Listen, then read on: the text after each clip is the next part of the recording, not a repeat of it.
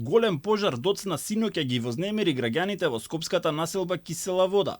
Пожарот изби вечерта околу 1:30 часот во депото на Македонски железници транспорт, а оние кои први го забележаа веднаш ги алармираа надлежните. За среќа нема повредени.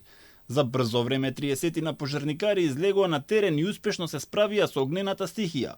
Командирот на противпожарната служба Звонко Томевски рече дека пожарот бил многу силен и дека пожарникарите гледале што побрзо да го изгасат и излезат од депото. За среќа немаме повредени, интервенцијата се одвиваше успешно, имаме континуирана достава на вода како средство за гасење, само што материјалната штета ќе се утврдува дополнително.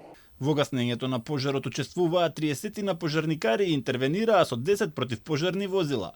Томовски рече дека пожарот бил изгаснат и ставен под контрола и дека во моментов се работи на расчистување на теренот. Станува збор за пожар од поголем обем, каде што беа опожарени повеќе вагони.